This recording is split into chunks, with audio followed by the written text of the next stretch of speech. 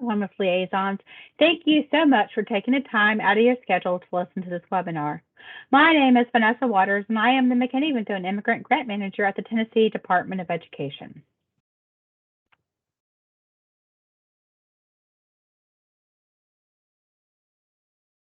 At the Tennessee Department of Education, we ground our work in our strategic plan, Best for All. The plan focuses on 3 priorities: academics, whole child, and educators for all Tennessee students.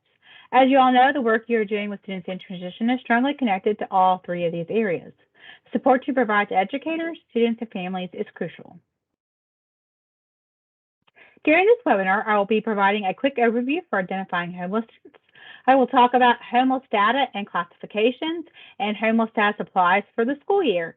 I will also be talking about the homeless student research query and discrepancies.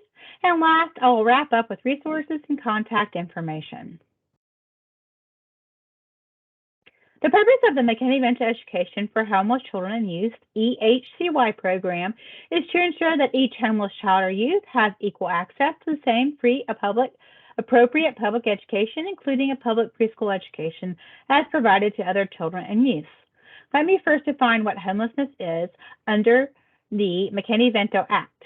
The definition is children and youth who lack a fixed, regular, and adequate nighttime residence, including children or youth who are sharing the housing of other persons due to loss of housing, economic hardship, or similar reason, living in motels, hotels, trailer parks, or camping grounds due to lack of alternate adequate accommodations, living in emergency or transitional shelters, or are abandoned in hospitals, living in a public or private place not designed for or ordinarily used as a regular sleeping accommodation for human beings, living in cars, parks, public spaces, abandoned buildings, substandard housing, bus or train stations, or similar settings, and who are migratory children living in the above circumstances. To ensure students in homeless situations are identified, LEAs and school personnel should provide targeted outreach through information sharing and gathering activities such as including a housing or nighttime residence questionnaire in the LEA's enrollment packet to screen for possible McKinney-Vento eligibility. It is extremely important that you work with your district personnel to ensure LEA policies and procedures comply with the McKinney-Vento Act. It's also important that the front office staff, enrollment staff know and adhere to the enrollment policies and know who to contact when a homeless student has been identified. You need to be sure that the proper staff in the LEA know about the attendance policies, transportation procedures, immunization policies, participation in athletics, and other extracurricular activities. Identification is a crucial first step to ensuring the provision of needed supports for your homeless students. Schools must remove barriers to improve the identification of students experiencing homelessness. The more people in the LEA that know about the identification of homeless students, the more you'll be able to provide the student group with the much needed services. When identifying eligible students, it is important to remember that circumstances vary from family to family. Students experiencing homelessness do not all look the same, and students experiencing homelessness do not all have the same behavior patterns. I have provided a sample of a housing questionnaire or nighttime residence form here. You can also find a housing questionnaire template in ePlan, TDOE resources, ESSA information, guidance, PowerPoints and webinars, Title IX, Part A, Education for Homeless Children and Youth, McKinney-Vento Toolkit and Resources 2021. No login information is required to access any of the Homeless Toolkit.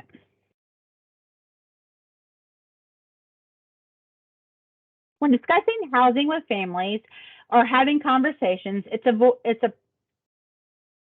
great to avoid the term homeless. You could use terms like temporary housing. You want to avoid discussions at the front desk or registration area.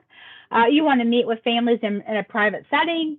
And you want to explain that students in temporary housing are eligible for certain services, for example, transportation to school of origin, free school meals, additional services to support academic and educational needs.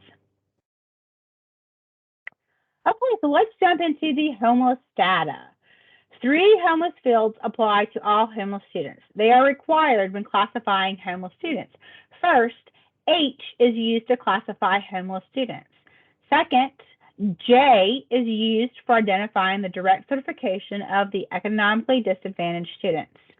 And third is the primary nighttime residence code 01 through 04.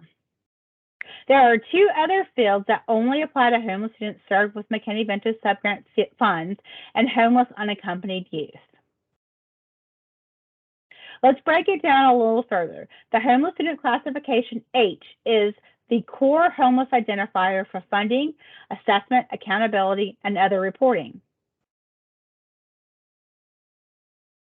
The direct certification of economically disadvantaged classification is J. Homeless students are part of the economically disadvantaged subgroup and are coded with a direct certification of economically disadvantaged student classification J. In addition to the homeless H student classification, because they are categorically eligible for free school meals due to their homeless status. Homeless nighttime residency coding is required for federal reporting. It is important to code all homeless students with one of the four homeless nighttime residence code. 01, shelters or transitional housing. 02, doubled up, living with other persons due to economic reasons. 03, unsheltered, cars, parks, campgrounds, abandoned buildings, substandard housing. Or 04, hotels, motels due to lack of alternate adequate accommodations. You will mark yes if the homeless student is served by McKinney-Vento Subgrant, or no, null, if it does not apply. You will find a list of the 21 LEAs that received the McKinney-Vento Subgrant for FY23. Under ESSA, identifying homeless preschool children who are served with the McKinney-Vento Subgrant are priorities for McKinney-Vento Subgrantees. These are the districts who received the McKinney-Vento Subgrant for FY23. Bristol County, Carter County, Davidson County, Franklin Special School District, Grundy, Hamblin, Hamilton County, Hawkins County, Johnson City Schools, Kingsport City Schools, Madison County, Montgomery County, Murfreesboro City Schools, Putnam County, Ray County, Robertson County, Rutherford County, Shelby County, Sullivan County, Sumner County, and Wilson County.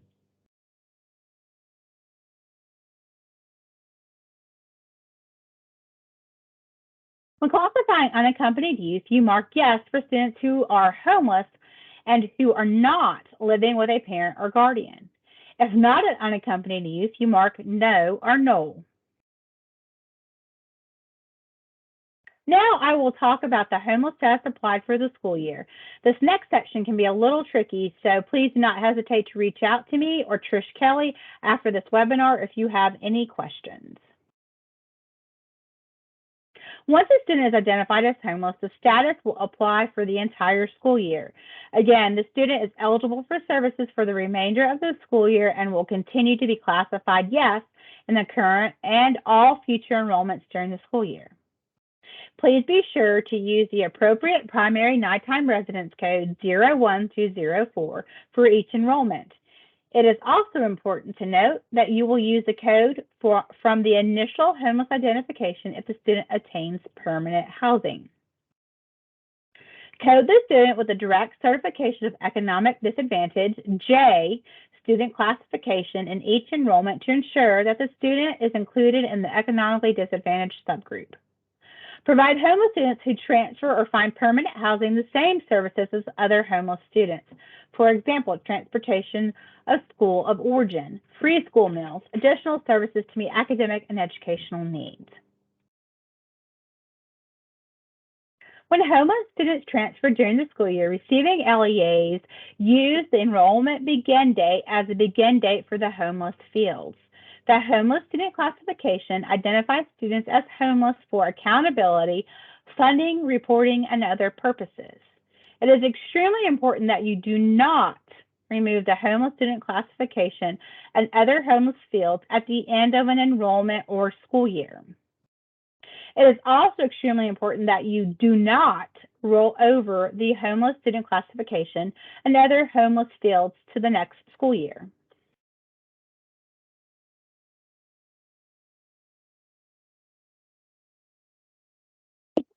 Flags can be difficult to track for students who transfer during the school year. The homeless earlier this year flag is included in the homeless student list research query. The homeless earlier this year flag is Y for students who are identified as homeless in a previous enrollment during the school year. If the homeless earlier this year flag is Y, the homeless student classification should be Y. If the homeless earlier this year flag is Y and the homeless student classification is N, update the homeless student classification H, primary nighttime residence 01 through 04, and direct certification J, student classifications in SIS, EIS. The team understands this is not an easy task to track and work on different pages, but it really is worth the time to keep this data coded properly.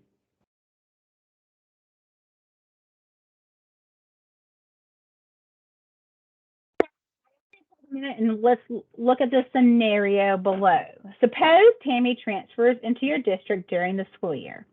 Her enrollment information does not identify her as homeless. Should you assume she is not homeless?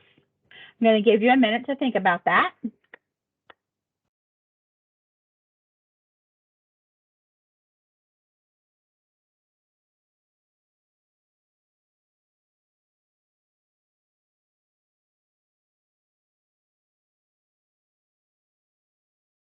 You would not assume Tammy is homeless. Homeless status is difficult to track for students who transfer during the school year. So you want to be sure that you run the homeless student list research query in EIS. Next, you will check the homeless earlier this year flag. If it is Y, Tammy was homeless in a previous enrollment during the school year. Remember, homeless status applies for the school year, so you would code and serve Tammy in the same manner as other homeless students. But if it is blank, Tammy was not homeless in a previous enrollment during the school year. Based on current and previous enrollment information from the school year, Tammy is not homeless.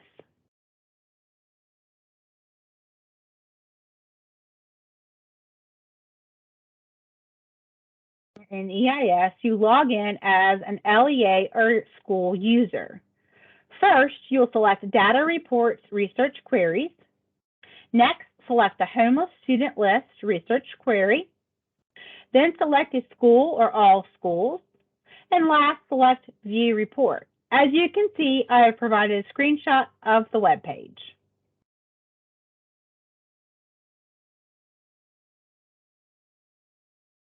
To check for homeless discrepancies, you will download the query results to CSV or Excel format by selecting the file icon to the right of the Find Next.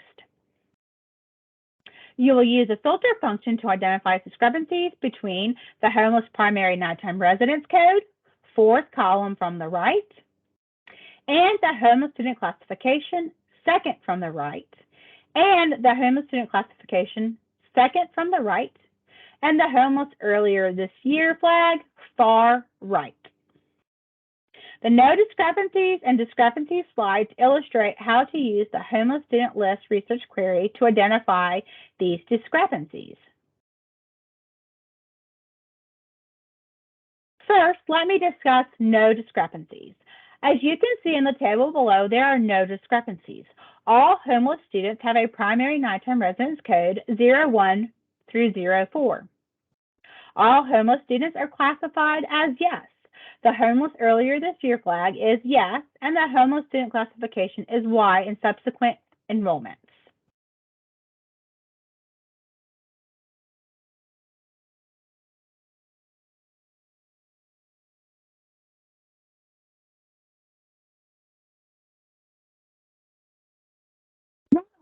In a table that has several discrepancies.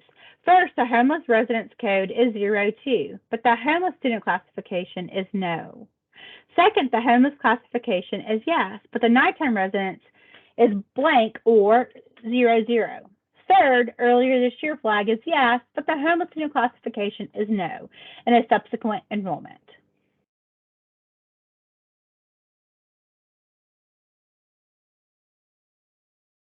Now let's talk about how to avoid homeless data discrepancies. For SIS screens, it is important to train staff on the location of the homeless fields in your SIS. Often they appear on more than one screen. If you are not familiar with these screens, contact your vendor. For cross-validation, SIS packages are required to cross-validate the homeless student classification in the primary nighttime residence code. Be sure to contact your SIS vendor to determine how to implement your cross-validation procedures. When uploading extracts to EIS, determine which extract is needed. Extract 44 is for the homeless student classification, and Extract 41 is for the homeless primary nighttime residence, homeless served by McKinney-Vento, and homeless unaccompanied youth. A standard sequencing applies when adding the homeless student classifications and homeless residence code. Extract 41 must be loaded first. When Extract 41 loads values of 01 through 04 for primary nighttime residents, EIS will accept a homeless student classification value of H on Extract 44. It is important to note that if the homeless resident code is null or 00 on Extract 41, EIS will not accept a homeless student classification value of H or Extract 44. If Extracts 41 and 44 are loaded at the same time, Extract 41 will process first, and then Extract 44 will process.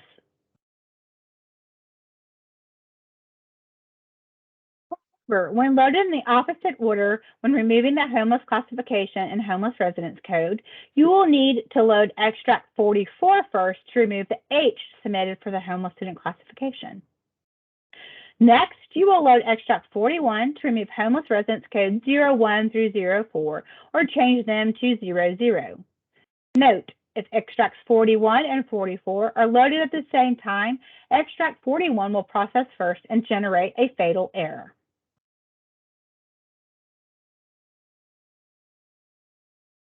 Now let's talk about the homeless student research query. It is important that at least once per month you use the homeless student list research query to check your data. Be sure you download the data to an Excel or CSV file. You will identify homeless resident discrepancies by comparing the primary nighttime residence and homeless student classification columns. Then identify students who transfer into the LEA or school by comparing the homeless student classification and the homeless earlier this year columns. If research discrepancies are identified, enter the correction in SIS and restage your data to EIS. Corrections populate EIS the day after the data is restaged.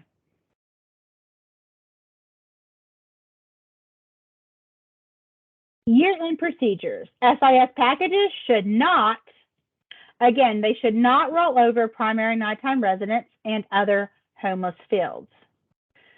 Again, do not roll over the homeless primary nighttime residents and other homeless fields. Be sure to contact your SIS vendor if you need assistance with the anti-rollover measures.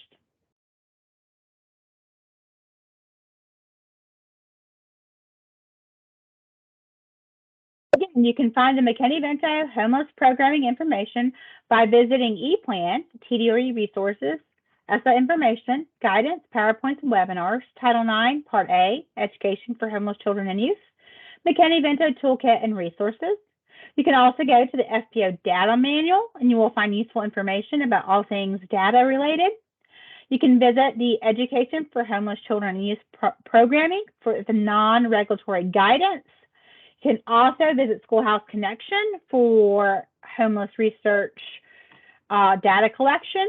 And you can also visit the National Center for Homeless Education, NCHE website.